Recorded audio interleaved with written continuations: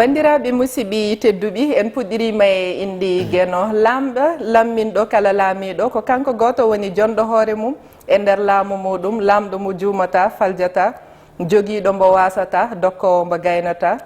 en puɗɗirima e indi gueno tedduɗo teddinɗo aade en juule Mouhamadou Cuɓaɗo ɓurnaɗo yiwindel goto mo gueno yiiɗi keddiɗi kala o yiɗirma gam yidde men nulaɗo mum sallllahu taala alayhi wa sallam en jetti nene baba ɓen gaddan men wodede oɗo duna hilifaɓe diine aada e dendagal yeɓiyankoɓe Ayaw Pindi TV bandiraɓe musidɓe tedduɓe en garti e émission men juddu jeeri ala no mbatten so wona bismuɗen juddu jeeri ɗi kaw min calmini min juurima a calminama on juurama assalamu aleykum min calminama goto kala inde muɗum e yettode muɗum kala wiɗo mbimi e mbimami tan min kawmi mi waɗima saba weyi e nder émission juddu jeeri ede min woni bamum juddu jeeri ɗi noon tigui bandiraɓe kadi hande ɗo invite ɗen juddu jeeri ken adduɓe kadi machallah pulariyanke o watta présenté yeeɓiyankoɓe ayowoji ɗi on woni DJ Dou wadde aɗa wiya bisimilla ma banimba seydi Koumé noon tigui rigui buuɗal yurmede ƴellitigal e inde gueno yo jaam ñallu hiira wala ha to cincirde ma kaaɗi ɓesgunan e wuuro o jawdinana e ladde ha ayni maaɗi yo guite men ndenen kala ko jiɗɗen coodiren ɗum bigui bagui kaydimali ƴiƴam sagataɓe ɓiɓɓe fulɓe hoynaniɓe ɓorele ɓamtare taw ko gembiɓe nede e netare sippiroɓe majjere haɓoɓe humma binnagal gam rewtude heegue halkare ɓe goni ceeɓe newiɓe ɓe gona heñiɓe weñiɓe suuɗiɓe suriɓe dariɓe dariɓe laaj e frontiére ji mako ala ɗum ko rap walla jaam Allah ka woppuɗa salmini on voilà sokkimi ko rap quoi ala continue ala aɗa reftude ko haali ko mimi ko buuɗal yurmede ƴellitigal e inde gueno yo jaam ñallu hiira wala ha to cincirde ma kaaɗi la aɗa wawi gamde ɓesgu nana e wuuro jawdinana e ladde ha ayni maaɗi yo guite men ndenen kala ko jiɗɗen coodire ɗum bigui bagui kaydimali ƴiƴam sagataɓe ɓiɓɓe fulɓe hoynaniɓe ɓorele ɓamtare gembiɓe nede e netare sippiroɓe majjere haɓoɓe huma bina ɗum ko salminago ɓoygo noon tigi Dou gandanɗa hoorema machallah wadda dañiɗo rappeur uji honoma oho ɗum hey machallah MC Moni wujjat ɗum de o ko juddu jeeri de ɗum wona pulaar ɗum ko espagnol min nanɗo pulaar de ɗum kay ko Ibrahima nam machallah salmidire hande kam mi salminata kono mi yani hande mi yani ko yeddenma o so salminno ɗumana hande garɗa aɗuɗa ɗum ɗo ala min eyyi mi salminat de bisimilla eyyi assalamu aleykum bandiraɓe on calminama on juurama a nawri min to Farba Sali Bokar Jumbo tum on noon ɗo wiyete Pindi TV gonmi ɗo e partenaire am sehilam no wiye madame Sow Oumou Dieng machallah hande noon moɗo weltimoɗo wonde ɗo e plateau wiyeteɗo DJ Dou ni mbaɗe hoddu machallah ganda awluɓe yujire kam mi ɓuuri waɗandema ɗo noon tigui min calmini ka mi gaynani tawani e continue bisimilla uba DJ Dou bisimilla sehilam e continue mi salmini kaw mboɗo yetta Allah no mi waɗiranno mi yetta nelaɗo Allah sallllahu alayhi wa sallam yetta jinnaɓe ɓe sernaɓe ɓe e fofof yetta Allah noon no feewi kanko tambiɗo en ha men towi tof so woppi walla o waɗi laasa tan min yana yo Allah watte oto en yan amin est ce que machallah bandiraɓe musidɓe tedduɓe sikki ala ko ɗum woni émission machallah nder tawno émission men en jiiɗa hay goto wonde stress fijirde jaleɗe nene émission o kono kadi ko findinat nene émission o wadde machallah ala no mbatten tan en invité yontaɓe noon kaw DJ Dou Sehilam Ibrahima partenaire am DJ Dou woni invité o normal invité o normal ko DJ Dou an woni ceernajo non enen gon juddu jeeri kanko wona juddu jeeri wadde kanko ari hande wallidirde juddu jeeri Ibrahima comme no gowɗen waɗirde ni adɗo toɓɓere yewtere men lowdi yewtere mbawen rippude hen aɗa anndi hannde kam émission o koko weli no feewi wayri non seulement arrivé DJ Doum ene weltini ɗum ɗon kono noon hannde symbole alaa symbole o min kanko anno symbole min mofti symbole hannde symbole ala kaw ala probléme nomen kaldi fof no moƴƴi waɗɗe mbawi wadde gooɓe jiile holɗum gooɓe jiile gooɓe jiile koɓe yaritta ko gooɓe jiile gooɓe jiile woni mi hokkuma yeru exemple DJ Doum fawɗol feɗema yonnanno nanno toɓɓere yewtede après mo hannde noon toɓɓere yewtidere comme nomin wirini tan min yiɗi nadde éducation de base Pulaar parce que c'est très important éducation de base Pulaar wadde haalɗum e Pulaar éducation de bon needi sukaɓe allahu akbar needi Pulaar needi Pulaar needi de base Pulaar DJ Doum walla ɗum jinmi haalden hannde waɗen ɗum émission spéciale par ce que ɗum ɗon par ce que hannde eɗen foti waɗde ɗum décortiqué par ce que mi waɗat introduction o tan par ce que nomin jiiri ni min moɗomi heen goɗɗo goɗɗo nani heen par ce que hannde éducation de base normal Pulaar o mi wiyata no wurande kono natti waade no wano eyyi kay natti waade no wano ɓoddi e on noon tigui bandiraɓe musidɓe tedduɓe yeɓiyankoɓe waddi no Ibrahima yiiɗi wiide ni needi men hanki e hannde in certi enen ganti wiide noon yeɓiyankoɓe kono noon holɗo caɗele ɗe goni kadi enen jiiɗi addude ha ganden holɗo caɗele ɗe goni sen jii needi ndi WhatsApp uji ɗi Facebook uji ɗi TikTok uji ɗi e dendagal kutorgal kutirteɗi bon gacci natti kalko neɗɗo weela waɗa a faami kalko neɗɗo weela en jii ha hannde hay enen fulɓe jiya dartoɓe e worɓe fulɓe pinani ɓe mbima rewɓe fulɓe pinani naggam e naggam fof ne yiye hen te ɗum ɗon enen en gandirano ko ɗum holko saabi ɗum bel ko waylo jamanu walla ko holɗum e holɗum donc onon machallah onon mbawi yewtude hen kalnon yimɓe pamminon yimɓe holko wayli hen a faami kaw ko jinmi ko noon tigui rigui mi weltima no fewi e kadi ndeɗo yewtere battam lamiri ha joni jamde gadduɗon kadi fulɓe ne kewiɗo sonno kote waɗano ɓakke channel kote dowrumaji te hoto yiye so tawi noon pullo wiyama yo hoto nokku mum ɗon ɗo hattere nokane ɗum ko gueɗal kadi aussi eɗen gandi sukaɓe ene kewi kono potani sukaɓe foof noon holɗo ɓe daɗodiri koto banggue needi nde tawno wonko needi rokkanma bonne dagal wawama ɗum rokkude wonko needi rokkanma bonne dagal wawama ɗum rokkude kadi needi koɗo nehade mum yummare walla nehade mum babare ɗo woni ɗon ɗo jibineɗa ɗo suka noon ene nehe e fannuji ɗiɗi woni pratique et théorie ko yiyata ko eko hollate ko hande noon fonnoɓe neede ɓe ko kamɓe goni ɓe netanaki ha sukaɓe ɓe mbawa netanade ɓe tigui rigui saabu ɗum yimɓeɓe ɓe jaa haaɓe payde koye mabɓe yimɓeɓe ɓe jaa haaɓe dokki andude tigui rigui holɓe ɓe payata saabu ɗum holko tagui ɗum ko hande téléji ɗi ene neha radio ji ɗi ene neha kadi beddaji ɗi ene neha noon mbirami ayno téléji ɗi kuɓɓirte e nder galleji hendi ko noon ɗi kuɓɓirta galleji ɗi ne tawno ɓe jaa haaɓe jejjiti ko maɓɓe ko ɓe batti jiggoyade ko gandanɗa hoorema wona ko maɓɓe ko mono wi ene wonkino ko wonani natta wonde ko wonno ko te weela kala ko weeli wajjikino te kala ko wajjikini wiyaɓe songude ɗum ko gueɗal ɗum noon ɓuuri hewde hande e nder oɗo jamanu mo jiiɗen kono noon est ce que yewtere ma nde a jippinta dose o seeɗa kamɓe juddu jeeri ham mbawa famde par ce que degré gabbi jippin dose e mbawa famde d'accord wadde pulaar o jippin dose o kamɓe mbawa famande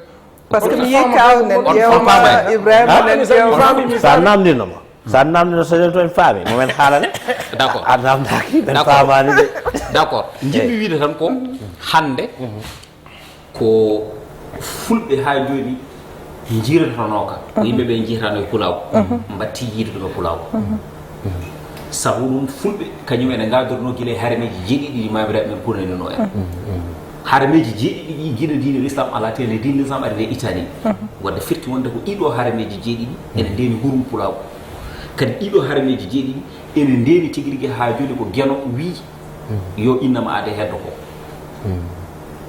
gueno woni Allah gueno he eyyi pour mbawa gueno woni Allah donc walla wonde nane nani non en tout cas joni bon en tottat kaw dokken mo tan après kaw naata vite fait après Ibrahima ar Dj Dou min kay haalam joni hewata saabu Dj Dou nan ɗo fadu tan mi heeɗa e makko joni noon Dj Dou kañum jooɗiri ɗo ko pour wallude men e saggidde men mais ko émission ko onon juddu jeeri hay min mi jeeyani ko onon juddu jeeri en jeeyi ɗum donc onon juddu jeeri en noon minen jiiɗi hay so modde domoɗa yo yimɓe d'aujourd'hui ko kanko woni professeur am min non kono nane min nannomi ko Dj Dou wi no woodi nene e needi baaba te needi helmere needi nde très bien neede quoi helmere konngol needi e baaba mi famani noon ko ɗum waɗi min nanno aɗa andi ɗon pour mi wonma expliquer tan mbawa wadde comprendre needi needi ko helmere helmere nde noon pour mi wawa ittandema ɗum itta koye nene needi eyi needi itta koye nene sabu ɗum ko nene e nehaaɗi mum baaba e mbawko mum d'accord baaba wonata ko daddori kala ko raddi e ɓuure artira ɗum e nder galle kono nene ko kañum nehata ɗum tagi ɓiɗɗo o ɓuuri ɓadade ko jinnaɗo makko debbo so fertijimono jono yani yo wera ko woyi nena woyi nena wala buy woyi sama ndey so woni non tigi wadde a faami ɗon wadde yo kaw aran men e yewtere nde holko pamɗa c'est bon ala manam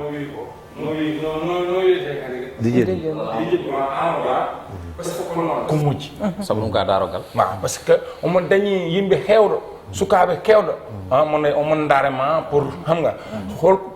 kala ko mbatta tan kamɓe ɓe waɗat ɗum mbaɗum copié way ɓe waɗat copié quoi ɓe waɗat copié ete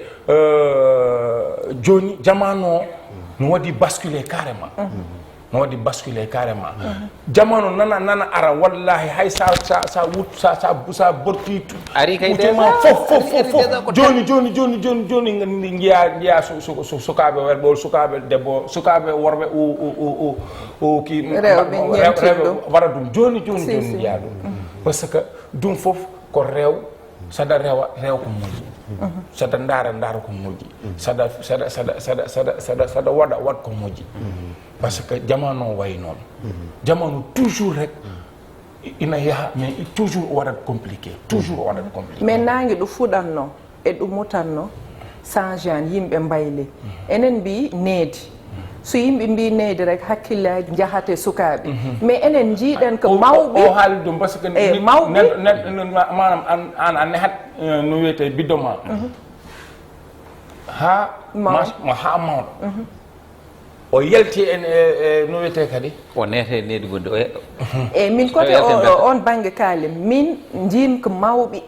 fotɓe neede aɗen pulaaren mbiya merci mbima mawɗo budur aɗen so wiya mawɗo budur tan moƴƴani donc jiya mawɓe enen jiiɗumen e Facebook en ƴattidir a faami in kaal ko beela walla hande so jooɗima ko kaalat ko ma cukka noppi walla sa joddima e mawɓe awa heeɗade taw ko gona sukaɓe wiiteɓe en poti nehaade mais ko mawɓe ɓe ɗon ɓe mbiyata wonde nayyi koko mbaddi yardude laaceji gacce baronnoɗe koko natti fawguinde ponnoɗo safrude so tawi ɗeɗɗi on cafretonoɗo sellata min nani ɗum noon so tawi ɗum woodi hande e nder société o ganden wonde société o koko ñawi holko ñawni société o noon ko fannuji eɗi keewi kono mami arani hen e fannu ɗiɗi fannuji ɗiɗi yidde wonde abbi datti e wonkidade ko wona abbi datti ko ɗum woni wonkinade ko wona hen saabu ɗum enen ko jiyeten ko cikkiren wonde ko ɗum tan woni ko moƴƴi hankadi ƴeewene ɗum ɗon daarene ɗum ɗon ha jiɗen waade hono noon tawa ɓeɗon holloɓe ɓe e nder on ɗum Allah mone andi wona mais la preuve pour mi gonɗinanma hande totten yeeru e meɗen enen hande en jottoɓe en mbaɗa émission hande woni hen yeeɓiyankoɓe cikkat ko kalɗo gonɗen enen gonde artiste en a faami enen million enen merci mais alors que sa waɗi émission sa pari aɗa nder galle ma an e yimɓe fof jooɗiɓe nder galleji mum kon gotum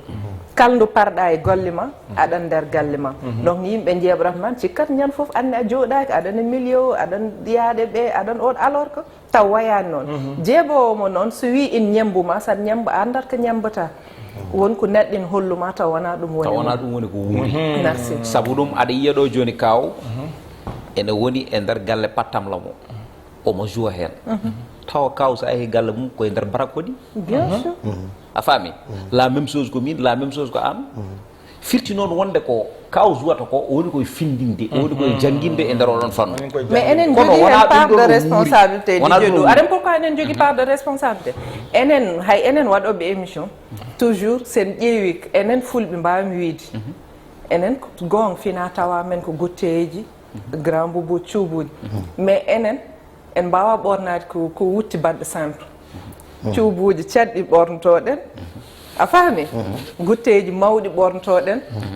toujours enen ɗum kolloten yimɓe kono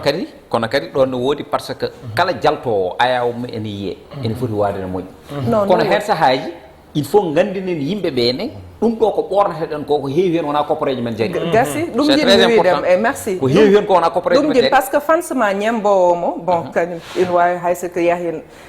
in défaut walla jaaho guesni sikat aɗa foti ñantade cuubma wottima cadɗo wona ɗum woni adol donc ina waɗi priorité ji kewɗi taw wona ñamtugal ngal tan aɗa wawi wadde correct tawa ɓornaki so neɗɗo fini ene wi ene waɗa ko wawa sa lelima sa ɗanima finata mais on jaltini hen sehilam noon c'est très important sehilam haal en jaltinimam hen aɗa andi neɗɗo wat ko mbawɗa sa lelima ɗanɗa sa ñawi banden hande dal non aɗani hande wat ko mbawɗa professeur sa lelima ɗanɗa sa ñawi banden gandanma c'est très important c'est très important par ce que oɗo sujet ko hunde wallahi hande non c'est normal quoi parce que hande kam fof no hen quoi hande min ɗeɗo ɓalɗe fof mi jangganno moɗo waɗa amélioré kono hannde duttumi caggal mi anda mais yimɓe mbi pular ma laaɓi machallah wona hannde de e mais ma won namdal mbo dijje du namni e pular mais kedi kankane ma won ko faccitan men ko dijje du foti faccitande men holko firti juddu jeeri aɗa yii ɓe mbima juddu jeeri eyyi a mon kal son pari après kanko faccitan men par ce que juddu neɗɗo fof ine andi juddu wona pular juddu ko pular ou bien non merci juddu ko jibinande juddu sen mbi juddu wona e konngol pular ƴetta taw koye jolfo juddu jeeri ko pular wadde kongi ɗiɗi ndendina ɗon pular e olof holɗum woni jeeri enen ɗo wiyete ko ceeru holɗum woni jeeri so woni enen fouta mbiyeten ko jeeri e waalo wadde min e hooram min juddu jeeri konngol ngol ɗon juddu jeeri konngol ngol haali hoore kono noon hadma faccitande mi faccirta il faut gacca élève uji ma il faut ɓe gara hen konngol ngol haali hoore magol ha fari merci bisimilla joni Ibrahima avant juddu jeeri donc haale ɗon kam pour kolo débat o tan par ce que nane min wino éducation de base pular kono on jeehi ha on mbaɗi ɗum généralisé fofof kono pular min no yinumi pular ene jogui culture mum sa yeehi Fouta hande sa yeehi noɓe ɓonnoto ni noɓe gonirta noɓe yadata ɗum aɗa anda ɗum ɗo ko culture pure et dure kono ɗum ɗon hande wonɓe ɗo ɓe hewɓe noon koɓe yaltude hen ha mi wawa wiide ɓe yalta hen par ce que eɓe haala pular e wonde ɗum ɗon kono ɓe waɗa jikku pular koɓe moɗa ɓe pine janane ɓe moɗa e ɗemɗe janane aɗa andi ko kalɗa ko c'est très important buubaji dukkannoɗi kaɗa ɓooloɗe e nder yolde foof jeebama puusi koye buuba cosaan men fof ko battaɗo ndiyam ha selbi par ce que même suñu cosaan buuba woni tama buuba même suñu cosaan bi ñu yoroon ñun ci suñu wàllu il faut mu ñëw tuuti ci wolof bi pour ñoom ñu mën a comprendre cosaan men namta wolof non il faut noon nanon pulaar laaɓo ka par ce que cosaan ka garɗo wallude non cosaan non mi toyata cosaan men o fof ko battaɗo ndiyam ha selbi par ce que sa daari enen cosaan men a yiyat hande waɗi ko jilit mbaaj par ce que a yiyat hande wiye ɗum ɗo ko cosaan pular aɗa yiye hen ko malinaɓe ko eyyi surtout ça aɗa yiye hen ko ivoirien ji ko mbawa serdu cosanuji ɗi aɗa yiye hen ko Niger ko taw sa ƴiiwi aɗa andi ɗum ɗo holko woni réalité ko jeyɗen enen eyyi aɗa andi ɗum ɗo wona enen jeeyi ko ene Demba Jala Baba Jala en ɗum ɗon fof hannde ko mari umori en jeeya a faami e gueɗe goɗɗe nani hen gandanɗa hoore ma mbiya neɗɗo wiya cosaan ƴetta hannde koye jaljali haɓɓa ɗum e nder oɗon tum en jii ɗum haɓɓa ɗum mais on wona ko cosaan joolaji joolaji jeeyi ɗum en jeeya pourtant fulɓe borɗe hannde ne mbaɗa ɗum jomumen mbiya wonde ko cosaan min mbaɗata taw en jeeya enen jeyɗen ko cacci jeyɗen ko wokko moɓile ɗen pourtant hay tubakoɓe gaddan men ɗum e sukaɓe janggoɓe mardi grand goto foof wiya yo ɓorno cosaan jeyɗen ko kotone kaaƴaɗe e safaɓe jeyɗen ko comci gaaɓi ɗum woni ko jeyɗen jambere boobo en e safaɓe ɗum fof ko cosaan men jeeya éducation pulaar aɗa andi hannde sa yi Oumou Dieng a yiyat Oumou Dieng anda oɗo ko pulaar ko ɓiɗɗo pulaar ɓiɗɗo pullo ko ɓiɗɗo pullo aɗa andi pulaar kadi e pullo wona gotum Pulaar e pullo wona Alpulaar e pullo wona gotum pulaar woni ɗemgal ngal pulaar woni ɗemgal ngal Alpulaar e pullo wona gotum enen fof ken fulɓe kono ma won kalɗo pulaar to wona pullo sabu ɗum pulaar ko ɗemgal ngal haal pulaar comme par exemple haal olof non no jiɗmi haal séréer haal oɗo ɗum woni noon annani famamen de fof koɓen fulɓe émission ma wone jangguino ko heewi oɗo émission ko école il faut annani famamen aɗa andi en jeengat min tawma dow aɗen jippoɗa tawaɓe less ko noon émission bennuɗo mi ari émission hannde o kadi mi ari pour jangguide pulaar kese ala joni mbawon umu nani taw anen ka yawiɗo kam min a yimi joni mi wawi aɗandi gongol so tawi neɗɗo wi on holko gonɗon woto mbiya kon halpulaar ɓe comme pullo mbiya kon fulɓe holko kalaton ko pulaar komin fulɓe ma wot kalɗo pulaar te histoire tout couleur holko addi tout couleur fulɓe kabno poola min simi jalti yimɓe ɓe haalata ka tukulor nen ƴeew jolfe ɓe wiya kam ka tukulor anani kaw fulɓe kabno kaɓoyano poola pooli astahfirullah fulɓe pooli mbeɓe kaɓannoɓe mbi onon mo kaɓanɗon ɓe ko hoɓen e mbi ko tout couleur firti enen ɓaleɓe nene men woɗeɓe nene men gobuji kewɗi merci gobuji kewɗi mais fof ko fulɓe aɗandi ɗum addi indi tout couleur mais ko pullugo enen ken fulɓe couleur sa wiyama haal pulaar couleur wiyete pulaar ko gobu couleur ɗum ko français quoi dije ɗum eyyi gattane question o to ɗum ko français quoi bon kaw juddu jeeri indi juddu jeeri holko firti juddu jeeri juddu jeeri dal simono haala juddu jeeri ko manam fulɓe mo jibina ko to nder Fouta o jibini e nder Jolfuɓe mawrina no wiyete an wallam annen ala wallude dije ɗum o sagguinmo de juddu jeeri jibinaɗo dije ɗum tinno won sagguin jibinaɗo Dakar ou bien Kaolack ou bien Thiès mawrina mawni ɗon ha gona babiraɗo comme min jibinaɗo a meeɗa haalde pulaar so wona débrouillé comme min ama ɗum tawi ɗum pour min ko ɗum woni juddu jeeri quoi kono juddu jeeri hay manam ko demgal tan demgal tournat tan manam des fois a nana demgal juddu jeeri ñoom jogui probléme noon ne mbawide demgal ɗon noon sa waɗi corrigé nab kaldande hay min a accata kam de non après a jettat kam less ka continue demgal demgal mam des fois a yiyat danni ko sa danni mbaɗa 10 ans 15 ans sa routine mam a wawa manam demgal ma tournat quoi a wawa mais manam ko olof manam ko olof ma a wawa haalde directement tan demgal ma so wonno ko français gonna saɗa ara demgal ma seeɗa o haalata min mi danni mi yeehi no wiyete Gambie no boyi noon mi yeehi Gambie mi waɗi hen 3 ans ma duuɓi tati gartumi saɗa haalde fawmi wiya yes ok ɗemgal ma ngal wowi voilà c'est ça ngowo ko dal c'est ça kono sa boyi pour jamne wowe bonen o wowe Ibrahima juddu jeeri bon aɗa andi juddu jeeri yimɓe ɓe noɓe kaldi ni analyse o woɗɗani est-ce que espère si mais c'est important parce que sa wi juddu jeeri no woodi miɗon nana ɓe wiye jeeri e waalo bon juddu jeeri ko jibinaɗo e leydi woni jeeri o waalo e ndiyam o kamɓe ndiyam waalo e ndiyam Fuuta o no nangodiri ɓen noon so ɓe jibinama ɗon ko ɗo wiyen juddu waalo ko ɓen nanata Pulaar minen ɗo ko juddu jeeri jibinaɗo e leydi e jibinaɗo e ndiyam jibinaɗe nder ndiyam e jibinaɗe leydi DJ mo an ummo an wawa jeeri e waalo on paamande ko joni ɗo woni wadde an a wona juddu jeeri par ce que jibinaki jeeri a jibinaki waalo an a wona juddu jeeri ko jeeri de jiddu gambi non an koye ndiyam jibinaɗa walla leydi mi woɗɗa ndiyam kono koye leydi de ko side jum non ko juddu cekkiri wona juddu leydi ko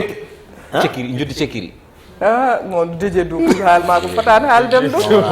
la ilaha illallah ko jetto ko boño haali ala bonetele ala aɗa jibinaɗa cekkiri ko cekkiri aɗa jibinaɗa ko cekkiri e cekkiri woni aɗen gueƴiri guijiri ñandam ko defirte ko ñandam gueƴi eyyi ɗum woni cekkiri comme jinnoɗo wadde grawol tan ha lawɗa seeɗa mais andi a welani lawde quoi ko quoi ewa bon garten merci ko keddiraɗen ko gueddiraɗen ko heewan joni du a faccitat tan vite fait garten e kaw après mbawen nannude ko oɗo mais wote jejjite kadi wonko gadduɗen ɗo eyyi wonko gadduɗen ɗo ok ne mbiruɗa ni tan ne tawno juddu jeeri haali hoore mum e kadi kamɓe noɓe kaldi ni sa ƴeewi e nder oɗon tuma ko hen tan woni garteten jibinaɗe leydi ndiyam ka wonne haaldi ene nanni sabu ɗum so wiyama juddu jeeri ko gueɗe ɗiɗi denduɗe ɗe jiiɗa ceerol juddu e jeeri gueɗe ɗiɗi denduɗe ɗe jiiɗa ceerol so tawi noon koɗo banggue ƴiƴam ko pullo kono so tawi koɗo banggue ha joni haalde ko ɗemgal gongal o jigui taw jiijam ɗam ko Pulaar ɗum woni juddu o koye olof woni jibinande jeeri enen fof eɗen gandi sabu ɗum jeeri men demeteɗo ko jeeri jeeri e nder nokkuji ɗe mbiye jeeri e waalo ayo mi tuubi wadde noon so wiyama wonde juddu jeeri min ko juddu jeeri ɓuranimi pullo mo gandanɗa hoore ma wallahi pullo mo gandanɗa hoore ma jaɓani pulagu ngo Allah totimo ngal ɗemgal pattam lamal juɓɓugal jumtugal ceɗigal cuɗigal cellugal ngal caliɗa haalde mbiɗa wonde wona ngal ɗo jiɗɗa ala ko gongal jiɗɗa teɗaniɗa ɗum te a anda ngal woni ngal woni ngal tawa ngal teɗaniɗa ngal itta ko e nder ɗemgal ma saabu ɗum hande hewɓe nana ɗo henno ko fulɓe te yimɓeɓe ne gandi ko fulɓe e nder galleji ɗum ko complexe ene mbawi haalde pular ɗum ko kalata pular te wiyete wonde ko dariniɓe pulagu kono ɗum ene manki mais taw woni hen mbaɗa ɗum extrait loggo motax émission o ko émission dañɗo fayda wallahi azim aɗa ko tagui mi wiino machallah ko émission très important aɗa ko tagui mi wiide noon wonde pullo fawaki tan wonde komi pullo ay ɗemgal so janggaka janggat nenam ko boɗejo babam ko boɗejo wojjan hoore ma ɗemgal so ngal janggaka ngal jangtaka ngal janggat ngal janggaka ɗon ɓe mbiyata so neɗɗo yiyata bindi o nanata tindi o maari komo jindi ko ha reftu hen ɗemgal so janggaka jangtaka janggat e ha okkumo haala ɗemgal so ngal janggaka janggal kalngal janggat ngal janggat voilà ko ɗum tagui wi noon so wiyama wonde dije ɗo eɓen mbaɗ men signalé waktuji kewayoɓe nokkam 1 minute eyyi so tawi wiyama wonde juddu jeeri noon paamen de ko on mo gandanɗa hoore ma jibina ko e nder teeru ɗemgal makko ngal e ngal lagga gaga so tawi o yiɗi haalde fulfulde won ha joni kelme o wawa ɗum addude ko wayno koyene ɗo hen hay ko nandi hen jomum wawata ɗum wiide e nder on tuma ɗum enen gandi ɗum ɗon kono kadi won jibinaɗo ɗo hen e nder teeru taw ko kañum ɓurno nande Pulaar dije do an ɗo jibinaɗa min ko ɗo e Dakar jibinami an kan juddu jeeri ala mi wona juddu jeeri mi jibino ɗo kono mi mawnani ɗo to mawnuɗa mawni ko fuuta kombo yimɓe wuuro mi wiya kono daga jibino jaalo goje namadi kaƴet buko awde ɗo kelaw sekanno jamma taw ñalawma ala ko gural fatimata dulo modi pullo perodo badiane ci joni bandiraɓe musidɓe tedduɓe enen gandi ko weeli yonata kono noon gadden ɗum ɗo ko question réponse question réponse oɗo noon en kalani ɗum pour fijirde ni ko waɗi sérieux e meɗen ko woni ko ɗo onon jooɗiɓe plateau son turvi ɗum en jogui gagnant o ko numéro Ibrahima tottete wona hay numéro am numéro Ibrahima kal tour vuɗɗum kanko tottatma cadeau mo gagniɗa omo jeeya hen o hen o jeeya kal tour vuɗɗum kanko tottatma mais noon o andata min tan andat ko woni hen min tan woni mo jeeyake gagnant o mais kal tour vuɗɗum aɗa jogui ɗo gagnant kotoni or eyyi aɗa jogui ɗo gagnant kotoni or donc hay eyyi onon son turvani yeeɓiyankoɓe yo mbaɗan men e commentaire uji mabɓe kal turvuɗo ɗum yo accu numéro mum kañum ma totte gagnant o ha par rutte invité ɗo e émission men juddu jeeri ko hunde noon wona gaadiare ko hunde baɗde sérieux wona fijirde alors bisimilla moon so gagnima noon ko ɗo arata ko ɗo tottete gagnant o ha kaw fatten ididu andani ara yiya ko an ko aɗa jogui junggo kay adde wa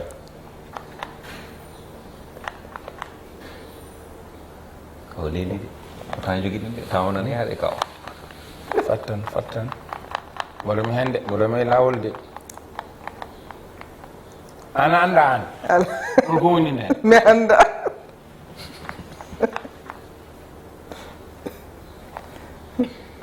saɓɓitimde waktuji ɗi gasi franchement kaw haal rek ko kaaƴe kaaƴe min jimɗo kalis de kono foti ala haalano foti ala non mais kalis tan wona question hay so woni kalis mbiyata ko naggam e haalis ala mais so tawi yiɗi jaragal haalana kalis ko nofoti kalis nogas totti Ibrahima dije ɗum bon mbiɗa kala gañɗo ɗo arata o totte kotone or kala gañɗo hayso min hay siko an vise or numéro ma kadi sa paari totta kal gagniɗe commentaire uji yo waɗ hen numéro mum ɗum ko woni ɗo ko dije ɗo ko mesalal eyi joni totti numéro ma yeeɓiyankoɓe joni heddi ko kamɓe keddi e commentaire uji non onon noon gagnaki ko mesalal ɗum e laytat non hay goto moon gagnaki e moƴƴi joni an min numéro ma totti numéro eyyi numéro kala gañɗo ɗum ɗo arat ɗo e plateau e kala gañiɗo kadi momin nodduma walla nodda woppa numéro ma min nodduma walla nodda e numéro oɗo 77 376 15 67 77 376 15 67 sa gañima sa noddi tan inchallah sa ari ɗo prochaine émission gonta ko invité Pindi TV en plus cotoniment en or nen ɗo yete ewa joni noon ko mbaynodirton e bandiraɓe taw seɓɓitima machallah ko émission belɗo machallah ko émission aussi mo ganduɗa mo dañi fayida machallah ete kalatmital kala wonno jiddu jeeri tan yo ar ɗo henne par ce que émission o machallah omo dañi importance par ce que toujours rek o hollatma lawol ma o hollatma voilà très bien merci téléspectateur du Pindi TV fof mi salmini goto kala e wiide kadi kaw fulɓe ɓe na ñaago in nodɗo toujours e mbima ko émission juddu jeeri eɓe jiiɗi yiidem hen inchallah eɓe jiiɗi yiidem hen machallah wadde ɗon ken mo yettani sababu yettata garami sababu ko Ibrahima simi nanani no fewi pular no fewi mi woppata machallah émission juddu jeeri woni ko avec Didier Dou joni an ya lawol ma omoɗo non ko an tan woni ɗo non bam juddu jeeri mi woni bam juddu jeeri non joni Ibrahima woni professeur Ibrahima Diop foori eywa Didier ko mbaynodirtoɗa e bandiraɓe eyyi ko noon tan ne tawno eɗen gandi waktuji ɗi no doga dartaki kadi ko wiidema gollal ngal gollata ngal ko gollal bangal fayida kadi émission juddu jeeri mi anda holɗo ɗum ummi kono ko hunde nde gandanɗa hoore ma fonnode waɗede ko ɓooyi kono noon Allah longguinima ɗum émission o wawi ardo hen paama oɗo émission ko émission jeeɓeteɗo kadi ko émission battoɗo partagé min koye nder réseaux sociaux ngoni hande e nder rendo fulɓe enen koen influenceur uji e nder fannuji ɗi kala kadi ken rewintoɓe gueɗe ɗe kono émission juddu jeeri ko émission jeeɓeteɗo kadi ko émission mo yimɓe mbattata hakkille kadi émission o mona aalto ɓe gandanɗa hoore ma hande sa yino ɗumen jaggirta ɗumen ni ko jolfuɓe kono noon émission noon alto ɗumen ene adda ɗumen enen jewta ko wayno kaw en walla ko wayno woɗɓe ɗum c'est quelque chose qui est très important eɗen beltono noon dendagal wonɓe ɗo hen sen mbawi yiyede walla ne mbawi ɗumede Allah ne weela kono gonga ne tawa ne tawno koɓe gongo ɗum noon eɗen mbiya tan piiɗi yo Allah nawru ɗum yeeso ne tawno piiɗi ko piindi leñol ngol te piindi ɗi mboɗo sikki ndi jibini te so ndi jibini ɗi jibinanta ko leñol ngol so lekki fiindi wonɓe so bobo yonti yillo noon tigui Didier Dou anni minen beltanoma e machallah arde émission juddu jeeri nde tawno anni a jeeya ɓurɓe view e guila TikTok guila jewtima guila e foof e ɗum ɗon noon ko rokkuma ɗum rek andude ko mbatta e andude hoorema machallah e kadi jogade humpit e ko mbatta ko wadde enen en mbattano yimɓe mbaɗatni ha natta yiide neɗɗo rek mbiya ko moƴƴunoɗo neɗɗo haalan ɗum e gurdam mum rek ko moƴƴi ko waɗata ko guilin wuuri ɓeydo tinnade ɗo pawɗaɗo koyngal ma ko ɗon kaw kedi machallah honoma en hewɓe en jiiɗ arde nde mais cuusal joguiɗa o an jooɗaɗo émission juddu jeeri ko yidde hoorema e tellinde hoorema ɗum saabi ɗum par ce que neɗɗo ne wawi jogade kulol mi nanani pulaar rek mi jottaki émission juddu jeeri wadde yimɓe pour ɓerɗe mumen deƴne min mi watta ɗum merci yo gandu parce que komi artiste comédien te simi dañi no wiyete kadi inde yimɓe ɓe foof Sénégal foof nana haala kaw ko demgal pular franchement voilà ko demgal pular ko pular o way noon mbeɗa yaaha mbeɗa waɗa déboulé hamin wona un grand artiste e nder jolfuɓe et pourquoi pas mi watta retourné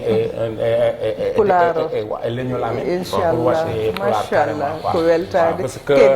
wona complexé quoi parce que sa waɗi complexé ta annanta a yahata quoi wande ko no woodi kadi enen jarna Ibrahima ko neɗɗo gandanɗa hoorema machallah ko neɗɗo jiɗɗo moƴƴo machallah moƴƴo Ibrahima Sanjita émission juddu jeeri o kadi in jarnima hunde foof meeɗa noddude Ibrahima ha ganti ɗum saabi ayi